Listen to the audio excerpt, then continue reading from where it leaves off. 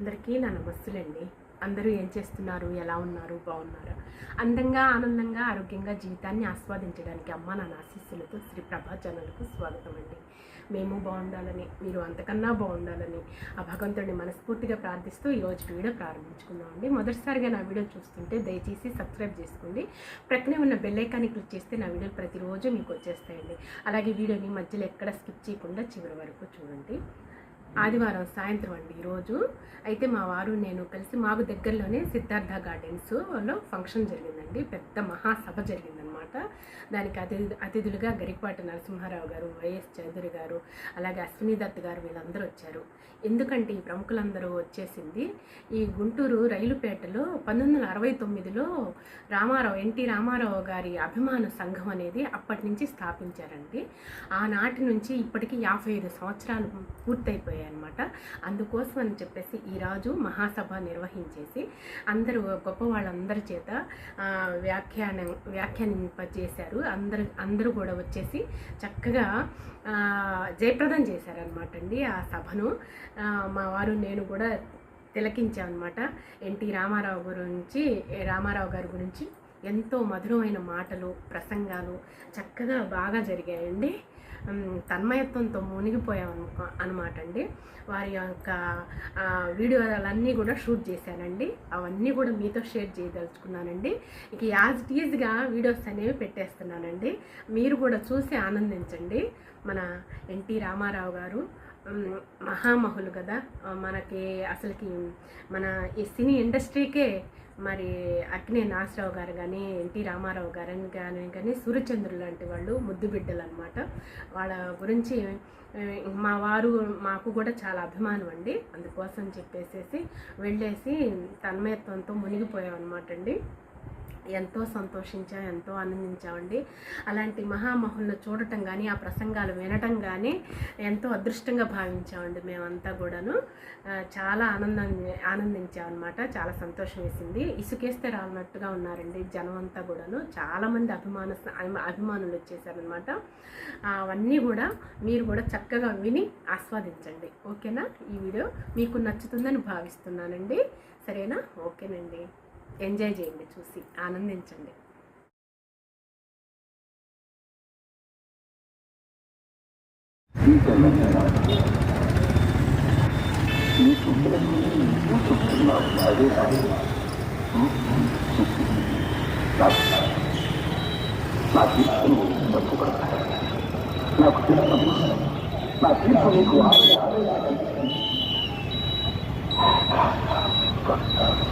ఆ తీర్పున గుండెలో 20 సంవత్సరాలకు పుట్టిందని, ఆ తీర్పున గుండెలో గట్టి పర్వతానికి పలికిపడిందని నీకు తెలుసు.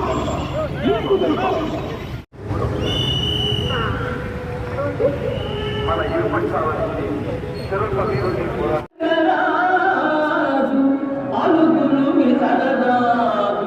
స్త్రీ బాల వృద్ధుల చెరబట్టజారాలు చిరుగాయమే నీవు చేయరాదు. బ్రహ్మనాయని కథన ధర్మమును తప్పి సంచరించిన వాని మస్తమును కలిగి కోట శక్తికి గొప్పలో ఎవరిని నా బిడ్డ పడి చేద్దామని నా నోట పట్టి తమ్ముడు నా కత్తిని బట్టి లేపడాలి. ఆ బిడ్డ బట్టి మోసం చేసిన వాస్తే చెప్తున్నాను. అది నిజంగా పోతే ఇప్పుడైనా ప్రపంచంలో ఉండాలి.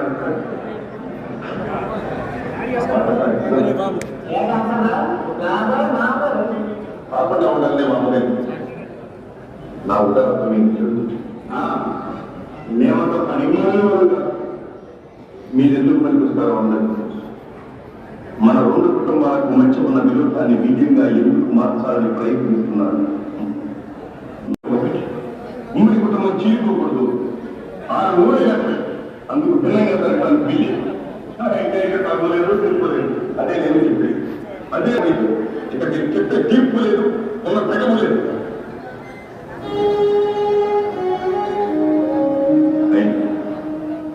మా కుటుంబ శ్రేయస్సు ఆ తమ్ముడి క్షమం నా పేరు కార్యక్రమాన్ని వ్యాఖ్యాతగా వ్యవహరించడం నిజంగా నా అదృష్టంగా భావిస్తున్నాను. తెలుగు సినిమా కీర్తికి పెట్టింది పేరు ఎన్టీ రామారావు గారు. తెలుగు సినీ అభిమానుల కీర్తి పతాక మీరు. ఒక వ్యక్తికి వ్యక్తిత్వానికి ఆకారంగా నిలిచారు. ఎందరికో ప్రాకారాన్ని నిలబెట్టారు. వాగ్దేవికి వరపుత్రులు మీరు.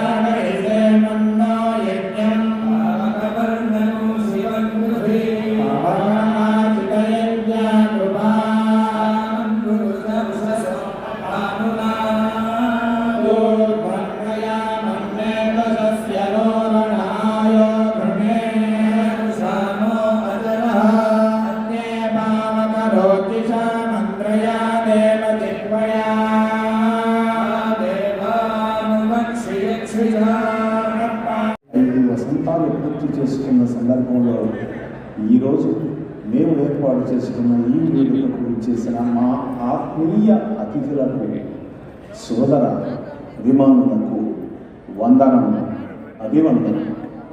చిన్న వయస్సులోని ఎన్టీఆర్ అన్న 3 అక్షరాలకు మేము ఆకర్షితులమయ్యాం.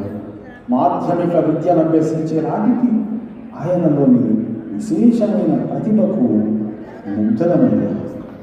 ఉన్నత విద్యకు వచ్చేసరికి రామారావు గారిలోని పరిపూర్ణ నటుడిని, ఆయనలోని విశేష ప్రతిభను గుర్తించగలిగాం.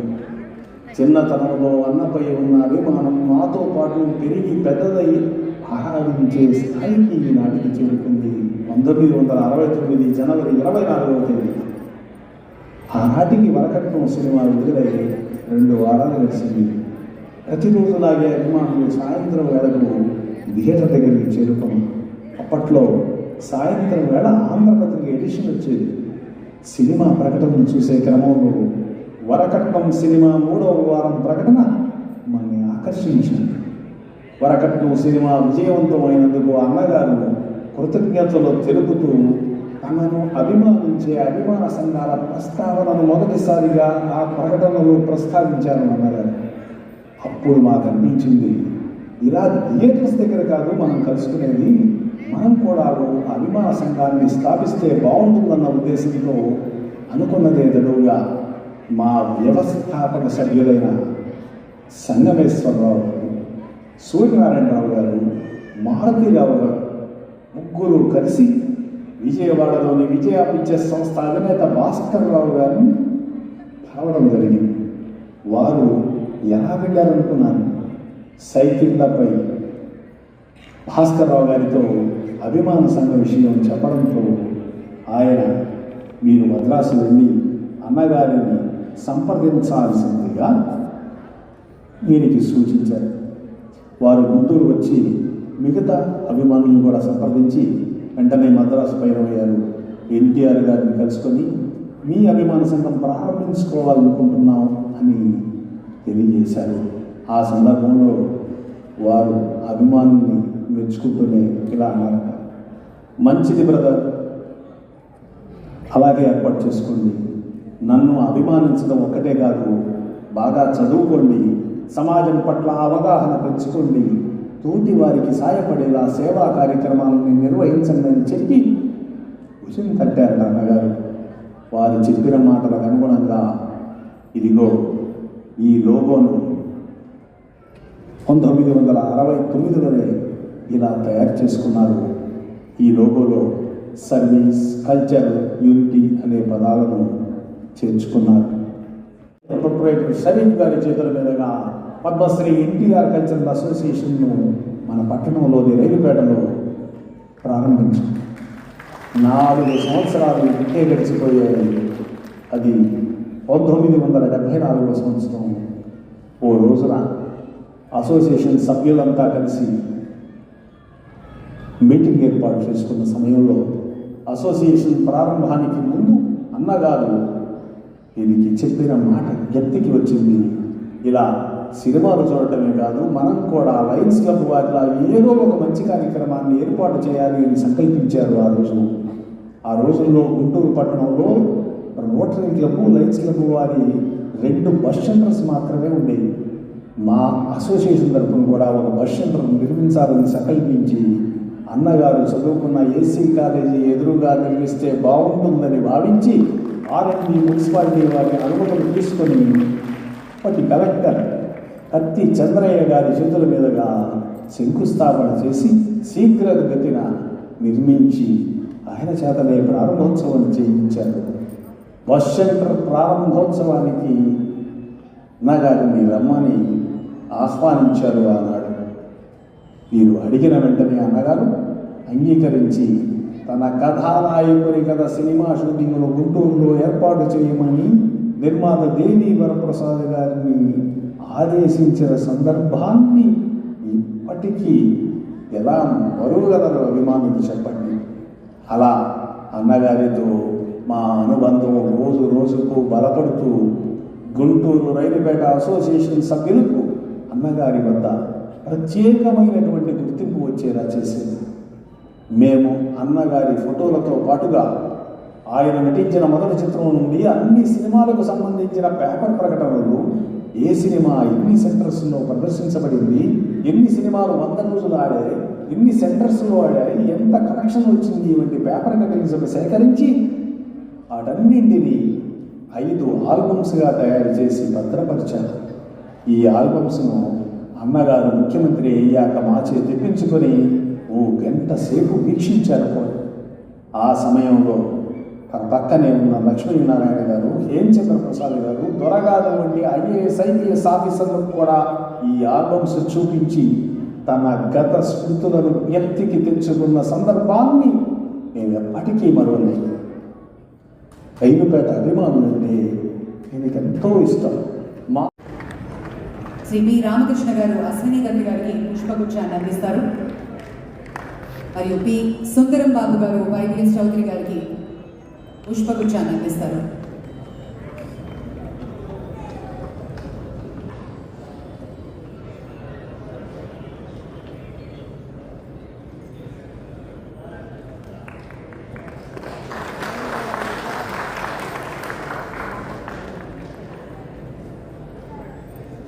ఆయన గురించి చెప్పాలంటే మరో చరిత్ర రాయాలి.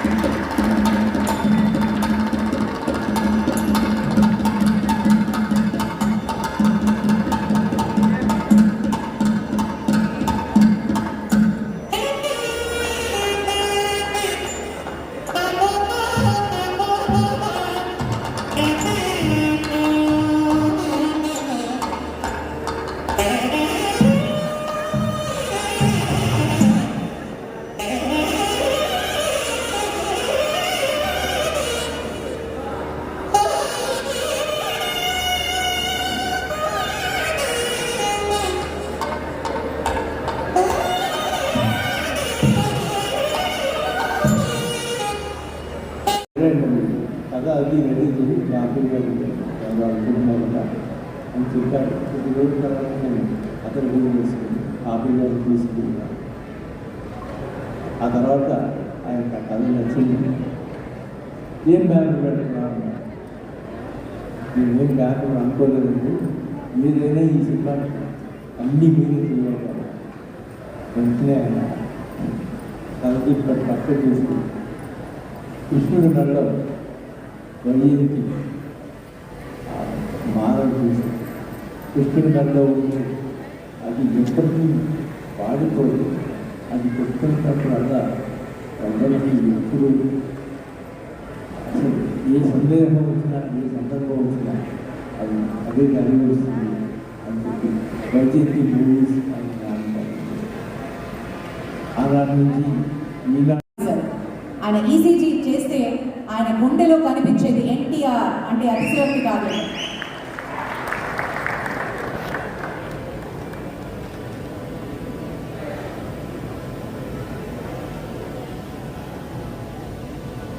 సభకు నమస్కారం అండి.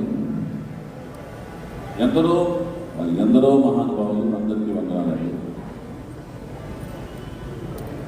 ఇంతటి మహానుభావులందరూ ఎందుకు ఎందరో మహానుభావులందరికీ వందనాలు అన్నారంటే, ఒక మహానుభావుడు ఒక యుగ పురుషుడి గురించి ఒక చర్చా వేదిక,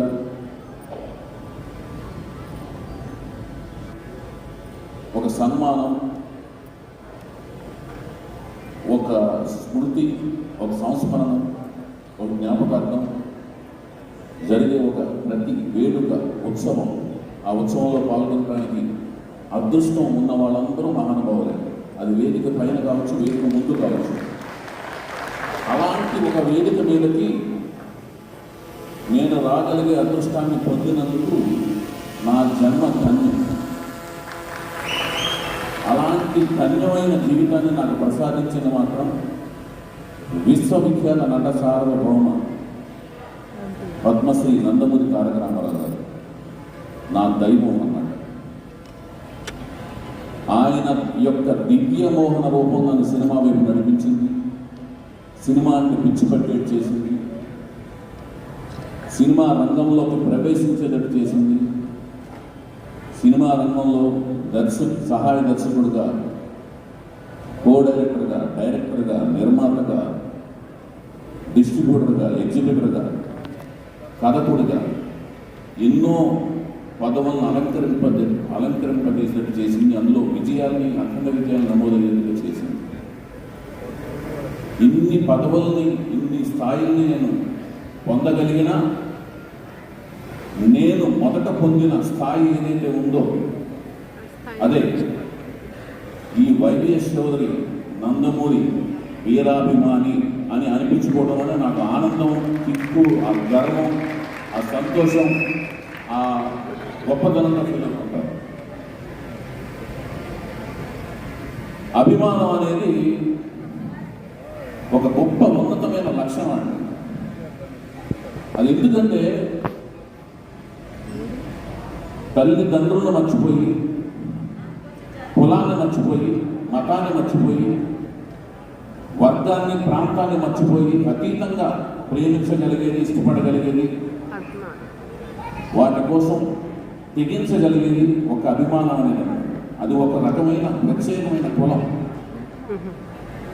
అలాంటి ఎన్నో మతాల నుంచి, అంటే రకరకాల మతాల నుంచి, రకరకాల కులాల నుంచి, రకరకాల వర్గాల నుంచి, రకరకాల ప్రాంతాల నుంచి అసంఖ్యాకమైన అభిమానులు సంపాదించుకున్న మహానటుడు, మహా మనిషి, యుగపురుషుడు మన నందమూరి తారక రామారావు గారు. వారి గురించి మీ అందరికీ చెప్పాల్సిన అవసరం లేదు. ప్రపంచానికి అంతా తెలిసినటువంటి వ్యక్తి, ఏకైక వ్యక్తి. రామారావు గారి అభిమాని కాదు, రామారావు గారి అభిమాని కాదు నాకు తెలియదు, కానీ మీరు మాత్రం రామారావు గారి అభిమాని.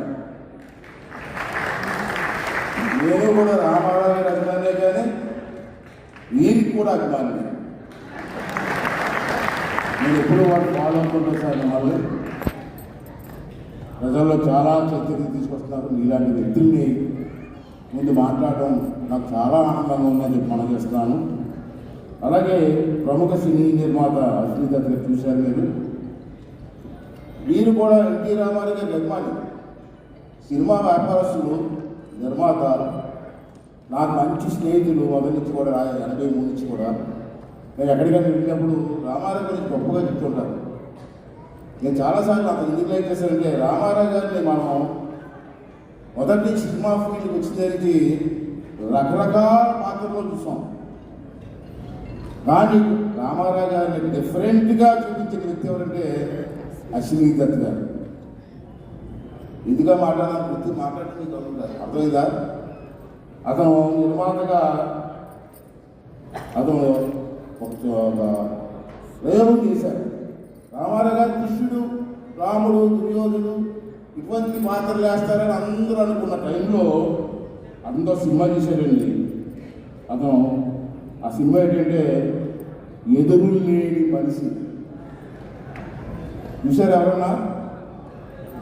అప్పటి వరకు రామారావు గారు చేసిన పాత్రలకు భిన్నంగా రామారావు గారితో ఎదురు లేని మనిషి సినిమా తీసి బ్రహ్మాండమైన విజయం సాధించినటువంటి వ్యక్తి అశ్విని దత్ గారు. పబ్లిక్ ఆశ్చర్యపోయారు, రామారావు గారు ఇండస్ట్రీ చేశారా అని. అప్పుడు మేము వేరే 10th క్లాస్ చదువుకుంటున్నాం. సుపరిచితుడు గరికపాటి నరసింహారావు గారు మారుతున్న ఆధునిక పద్ధతుల నేపథ్యంలో తెలుగు జాతికి లభించిన అరుదైన వ్యక్తిత్వం ఆయనది. ఎన్టీఆర్ కల్చరల్ అసోసియేషన్ 55 వసంతాల వేడుక సందర్భంగా ఆ మహానుభావుని స్మరించుకోవడం కన్నా భాగ్యం ఏముంటుంది అనే భావం ఆయనది. అందుకే ఈ సంస్థ ఈ కార్యక్రమానికి ముఖ్య అతిథిగా వారిని ఆహ్వానించింది. గరికపాటి నరసింహారావు గారు రాజకీయాలపైన, సామాజిక అంశాలపైన మాట్లాడే తీరు ఆయన్ని ప్రతి ఇంట్లోనూ సొంత మనిషిగా చేసింది. గురుతుల్యులు ప్రవచనకర్త శ్రీ గరికపాటి నరసింహారావు గారిని ప్రసంగించవలసిందిగా సవినయంగా మనం చేస్తున్నాం.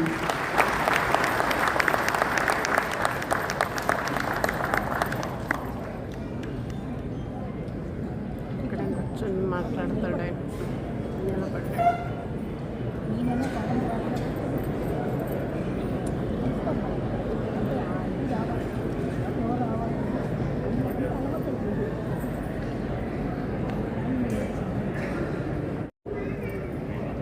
ఎందరు వేదికెక్కినను ఎందరు గలుగినా అమ్మా, ఎందరు వేదికెక్కినను ఎందరు గల్గినా నందమూరి వారి అందమునందు చంద్రుడు అందరి చిత్తమురాక్రమించినన్.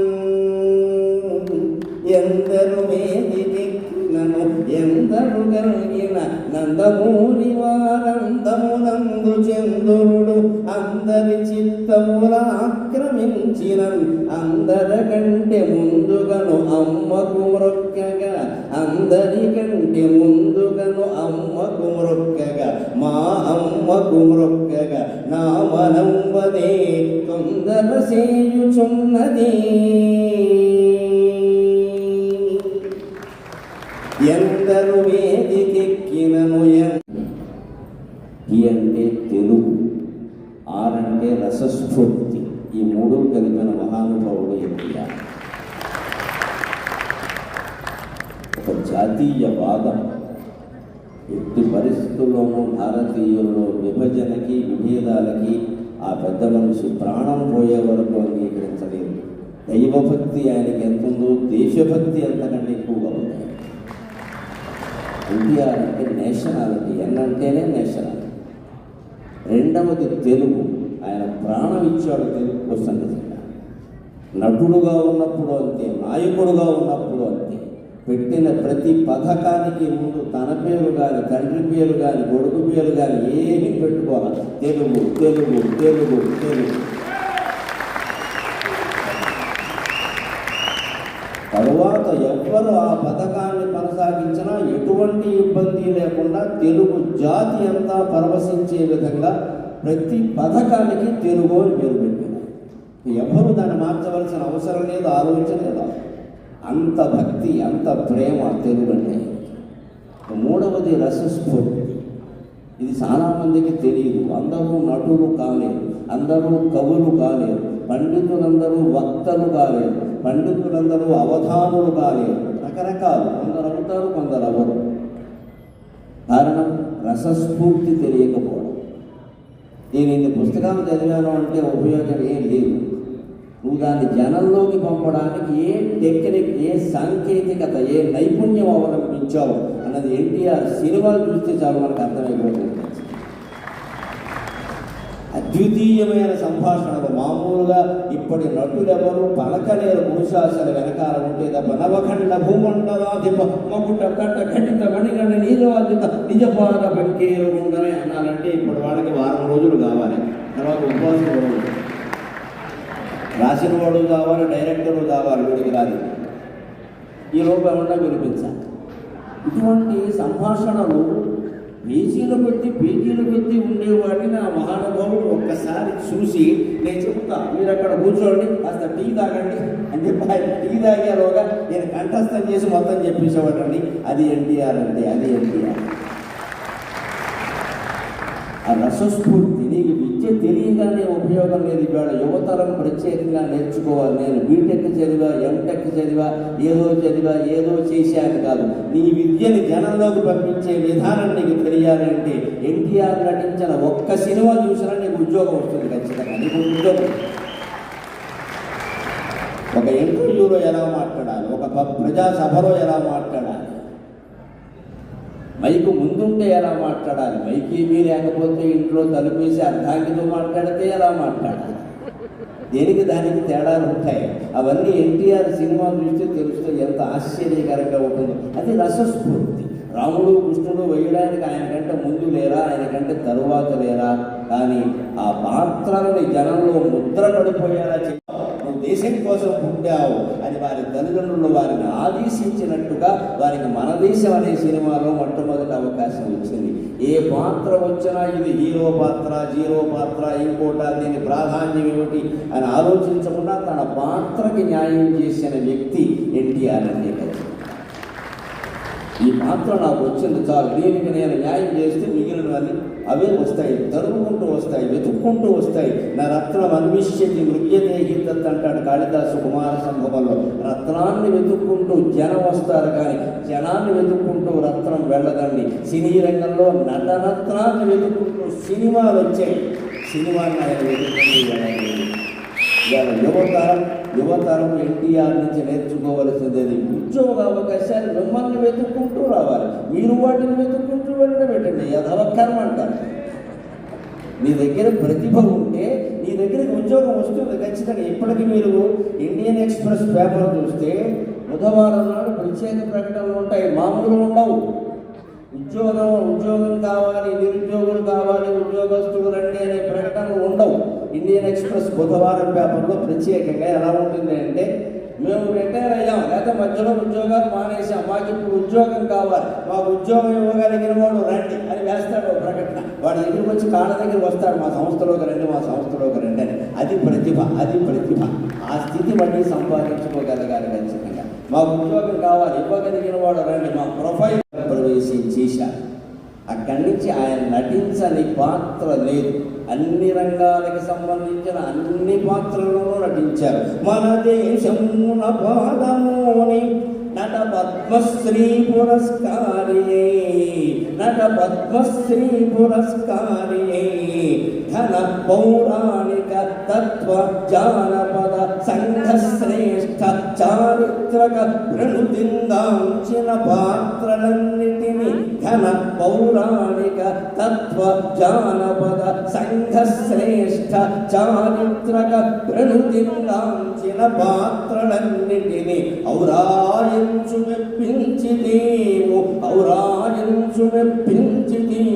అనఘా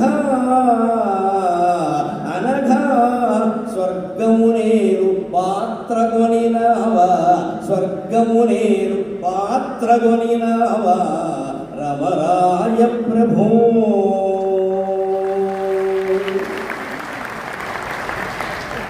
సాక్షాత్కరించిన వాల్మీకి వర్ణనల్ వాస్తవము సాకేత రాముడై సాక్షాత్కరించిన వాల్మీకి వర్ణనల్ వాస్తవము. శ్రీకృష్ణుడౌచు వశీకరణము చేయ వ్యాసుండు నిన్ను చూడవచ్చు నిజము. శ్రీకృష్ణుడౌచు వశీకరణము చేయ వ్యాసుండు నిన్ను చూడవచ్చు నిజము. ఆ పితామహ పాత్ర యౌవనమునదాల్ప. ఆశ్చర్యం అండి. మరో నటుడు చెయ్యలేని పని. 40 ఏళ్ల లోపు వయస్సులో ఆయన 250 సంవత్సరాల వయస్సుండే భీష్ముడు పాత్ర ధరించాడు. ఇప్పటి హీరోలు తెలుసు భీష్ముడు పాత్ర. ఆ పాత్ర ధరించింది నేను అనుకున్నా ఏదో పెద్ద వయస్సు వచ్చిందేమో అనుకున్నా, రాలేదు. 40 ఏళ్ల లోపు వయస్సులో 257 సంవత్సరాలు జీవించినటువంటి భీష్ముడి పాత్ర ధరించడం, ఒప్పించడం, మెప్పించడం అంటే సామాన్యమా? భీష్ముడు మళ్ళీ పుడితే సాధ్యమవుతుంది ఆ విషయం. అటువంటి పాన్ ఇండియా అనేదో అంటున్నారు కొత్త మాట. డబ్బాయే తెలుసు, పాన్ ఇండియా తెలియదు. ప్రతి సినిమా పాన్ ఇండియా. మన ప్రాణాలు తీసే సినిమా కూడా పాన్ ఇండియా. ఆయన బతికినంత కాలంలో కృష్ణుడు పాత్ర హిందీలో వెయ్యండి, రాముడు పాత్ర హిందీలో వెయ్యండి, మేము తీస్తామని ₹1 కోటి ఇస్తామన్నారు. ఆ రోజుల్లో ₹1 కోటి చాలా ఎక్కువ అండి. 70లో ₹1 అంటే ఏమిటమ్మా, చాలా ఎక్కువ. ఆయన ఏమన్నారంటే, నాకు సన్నిహితుల ద్వారా తెలిసిన మాట, కోటి ఎందుకండి, తెలుగులో తీయండి, 10 లక్షల మంది చేస్తానని చెప్పాడు. చేసింది ఏమిటంటే, ఆయన నటించిన పాత్రల్లో ఎవరికి ఛేదించి ముందుకు పోయి ఎవరికి తల వంచకు, ఎవరిని యాచించకు. ఇది నన్ను ఆయనకు అభిమానం చేసింది. ఆయనకు అభిమానం నేను నమస్కరిస్తూ రామారావు గారికి 2 చేతులు ఎత్తి నమస్కారం చేస్తాను. ఆ తెర మీద ఆయన ఎవరికి ఇలా అనుకుంటే, జీవితంలో ఎవరి దగ్గర చెయ్యి సాపద్దు అని ఆ రోజు గరికపాటి నరసింహారావు నిర్ణయించుకున్నాడమ్మా. ఈ రోజుకి నేను అలాగే ఉన్నాను. నాకు చెయ్యి చాపాల్సిన వచ్చిన సరే ఉన్నదన్నట్టు చెప్పేస్తాడు అంతే. నచ్చలేదంటే నచ్చలేదంతే. అటువంటి వాడు ఆశీర్వదిస్తే అవుతుంది ఖచ్చితంగా. నటన చేసేవాళ్ళు ఆశీర్వదిస్తే అవ్వదు, నిజాయితీగా బతికేవాడు ఆశీర్వదిస్తే అవుతుంది ఖచ్చితంగా. నేను ఆయన తెలుగు విశ్వవిద్యాలయం పెట్టినప్పుడు, ఆయన తెలుగు విశ్వవిద్యాలయం స్థాపించినప్పుడు ఆయన ఏం చెప్పారంటే, ఈ విశ్వవిద్యాలయం నా మానస పుత్రిగా అన్నారు. నా మానస పుత్రిక. 85లో స్థాపన చేశాక 87లో మొట్టమొదటిసారి ఎంఫిల్ బ్యాచ్ని ప్రవేశాలు కల్పించారు. రాష్ట్రం అంతా ఉన్న వాళ్ళందరూ ఎంఫిల్ ప్రవేశ పరీక్ష రాశారు. నేను అప్పటికే 84లో ఎంఏ ఉస్మానియా విశ్వవిద్యాలయం ద్వారా మామూలు ప్రైవేటుగా చదువుకుని నేను ఉత్తీర్ణుడయ్యాను. ఎంఫిల్ ప్రవేశ పరీక్ష పెట్టగానే నేను పిహెచ్డీ చేస్తే యూనివర్సిటీ ఉద్యోగం ఏదో వస్తుందంటారు, ఈ మామూలు ప్రైవేట్ స్కూల్లో వేస్తారుగా ఏం బతుకుతామని ఓ ప్రయత్నం చేశాను. పెద్దగా ఏం తయారవలా, ఇంకే ఏదో అడుగుతారన్నారు. ఎవరు చెప్పిన వాళ్ళు కూడా ఎవరు లేరు, ప్రత్యేకించి ఏం అడుగుతారు.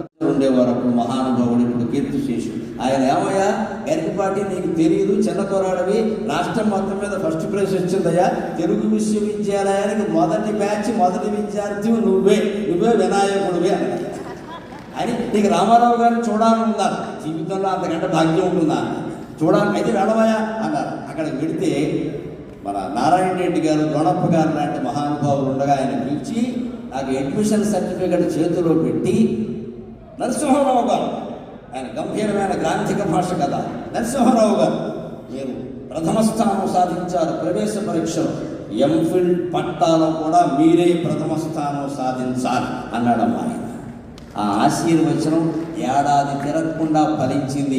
మళ్ళీ తెలుగు విశ్వవిద్యాలయంలో 3 బ్రాంచీలు హైదరాబాద్, రాజమండ్రి, శ్రీశైలం ఉంటే 3ంట్లోనూ సర్వప్రథమ స్థానాన్ని ఈ జీవుడు సాధించగలిగాడు అంటే ఆ రాముడు దయ. ఈ జీవుడిగా రాముడు ఆశీర్వచనం పుష్కరంగా ఉంది. అంత కృతజ్ఞత నాకు ఉండబట్టే రావిపాటి సత్యనారాయణ గారు నాకు ఎన్టీఆర్ అభిమాన సంఘాల సమావేశం అంటే నాకంటే మీరేలా అభిమానం అవుతారని నేను మొదట వస్తాను మీ దగ్గరికి, మీరు పెట్టుకుంటాను.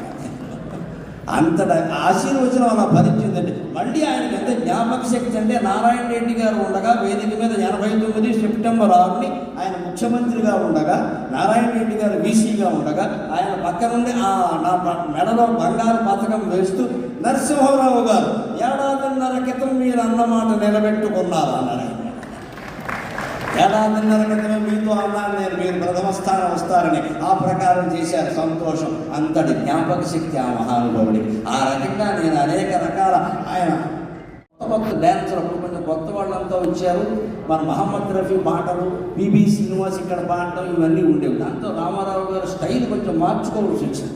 ఎక్కడికెక్కడ ఆయన మార్చుకునేవాడు కాబట్టి నిలబడ్డాడు రంగంలో. ఊరికి అదే పట్టుకుని వేలాడితే ఉండడు ఎవరు ఇక్కడ. అది నేర్చుకోవాలి నిజంగా. ఆ జీవిత చక్రం సినిమాలో వాణిశ్యంతో కలిసి ఆయన డ్యాన్స్ చేస్తారంటే మామూలు మాట కాదు అది. కళ్ళల్లో కళ్ళు పెట్టి చూడు, ఓ నమ్మి కళ్ళల్లో కళ్ళు పెట్టి చూడు అని ఎగురుతాడంటే. తాడేపల్లి కూడా కృష్ణా బాలాజీ టాకీస్లో ఆ సినిమా చూస్తూ కుర్చీ మీద ఎగిరిన వాళ్ళలో నేను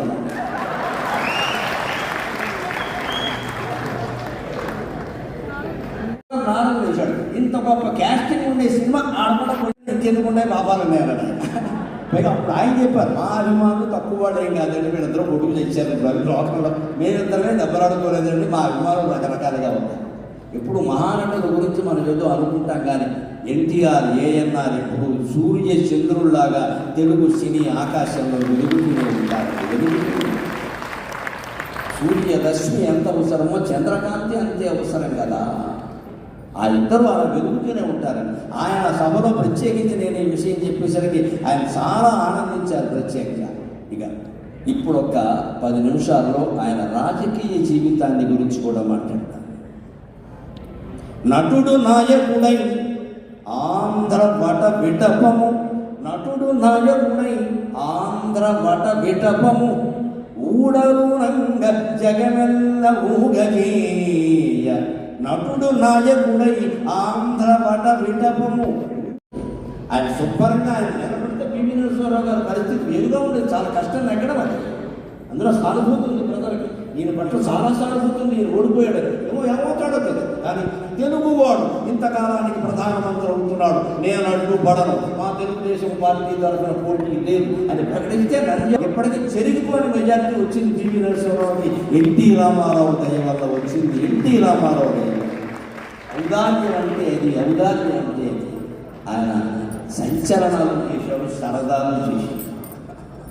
సంచలనాలు చేశాడు, సరదాలు చేశాడు. రాజకీయాల్లో ఉండగా నిజంగా కార్టూనిస్టులందరికీ రోజు మ్యాటర్ దొరికింది అంటే ఎన్టీ రామారావు దగ్గర.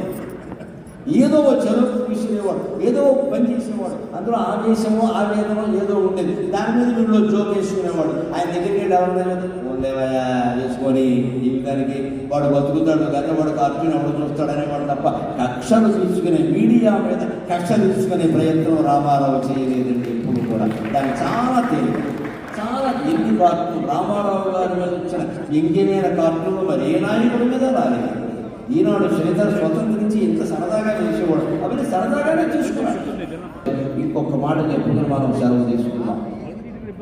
ఒక ప్రాంతీయ పార్టీ నాయకుడై ఉండి ఆంధ్రప్రదేశ్ అనే ఒకే ఒక రాష్ట్రానికి కొంత మాత్రమే ముఖ్యమంత్రిగా ఉండి నేషనల్ ఫ్రంట్ ఏర్పాటు చేసి కన్యాకుమారి నుంచి కాశ్మీర్ వరకు భారతదేశాన్ని ఏకం చేసి ప్రతిపక్షాల కూటమిని ఏర్పాటు చేసిన మహానుభావుడు.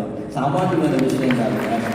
పైగా ఇప్పుడు ప్రతిపక్షాలు కలుగుతున్న వాళ్ళు కూడా సాధించలేని విజయం ఆయన సాధించారు. అయ్యన్న బాబు గారికి నాకంటే బాగా తెలిసిన విషయం. బీజేపీ కమ్యూనిస్ట్ ఎప్పుడైనా కలుస్తారంటే అసలు సాధ్యం.